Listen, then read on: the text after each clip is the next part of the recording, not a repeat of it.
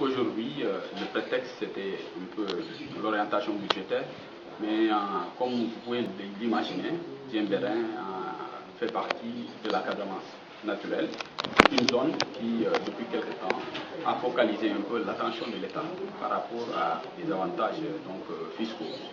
La loi 2015-13 du 23 juin 2015 a voulu donner des avantages fiscaux aux entreprises de la Casamance. Il se trouve que Diembéring, comme du reste l'Égypte l'est vis-à-vis du Nil, le club méditerranéen également est également vis-à-vis de Diembéring en tant que collectivité locale. Parce qu'en réalité, si l'Égypte est au don du Nil, le club également, Diembéring également, en tant que collectivité locale, est au nom du club méditerranéen.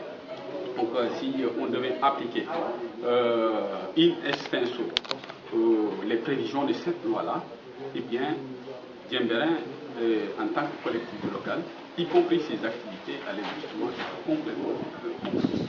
Voilà pourquoi j'avais besoin de la position du représentant de l'État dans tout ce qui est économie et fiscalité. Et en la matière, on ne peut pas trouver mieux que le conservateur des impôts et domaines. Quand je me suis ouvert à M. le gouverneur, il m'a orienté vers le conservateur des impôts et domaines et le percepteur poursuit pour essayer de voir comment est-ce qu'il pouvait rassurer les populations et comment est-ce qu'également il pouvait les aiguillonner pour ne pas faire un budget fantaisiste, étant donné que Diembéring a un budget qui dépend à plus de 96% des recettes qui proviennent essentiellement des activités touristiques. Est-ce que ce que vous avez entendu aujourd'hui vous rassure? Oui, ce que j'ai entendu me rassure, plus d'un titre, me rassure parce que tout simplement, et avec tous les conseillers, monsieur le conservateur des domaines a bien voulu nous faire comprendre encore plus l'esprit qui a soutenu un peu l'avènement de la loi. Parce qu'un État ne doit pas, dans ses calculs ou ses programmes ou ses décisions, chercher à léser les populations. Nous sommes un peu comme, de façon imagée, dans une famille qui a 2 membres ou 3 membres, Jean et Paul. L'État a décidé souverainement d'accorder des avantages aux entreprises touristiques d'ordre fiscal, mais il faudrait que de l'autre côté également, son fils autre, qui est la collectivité locale, y compris les 25 000 âmes qui l'habitent, puissent se retrouver dans cette décision de l'État.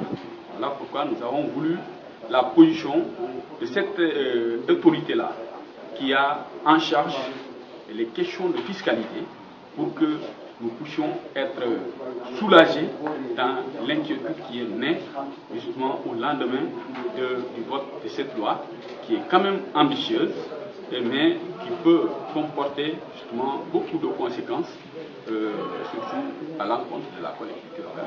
Aujourd'hui, nous prenons la parole ici pour souhaiter que l'État fasse une application sélective de cette loi.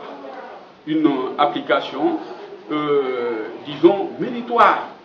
Parce que tout simplement, il faut tout faire pour que les entreprises qui méritent d'être accompagnées par la loi puissent bénéficier de ce boulevard que l'État a dégagé.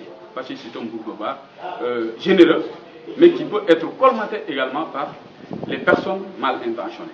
Et nous, en tant que collectivité locale, nous sommes très conscients de notre rôle. C'est d'abord un rôle d'alerte et de veille. Voilà pourquoi nous avons convié aujourd'hui monsieur le conservateur des domaines pour qu'il vienne partager avec nous et puissions communiquer avec l'opinion nationale et internationale, surtout l'État, pour lui dire de bien faire attention. Parce que les conditions sont aujourd'hui favorables pour que les vrais investisseurs crédibles puissent arriver, mais elles sont également favorables pour que les faussaires, les gens mal intentionnés, puissent venir justement s'installer dans la localité.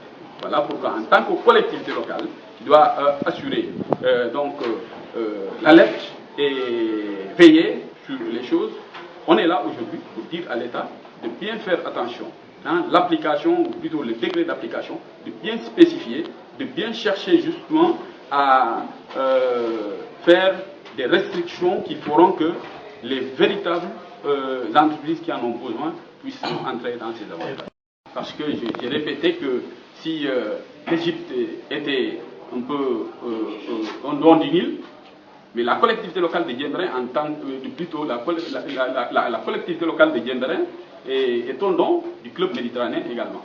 Couper de façon souveraine cette mamelle-là, sans mesure compensatoire, justement compensatrice, excusez-moi, derrière, ce serait mettre à genoux les initiatives de la collectivité locale, y compris toutes les activités socio-économiques qui se déploient aujourd'hui dans la collectivité locale.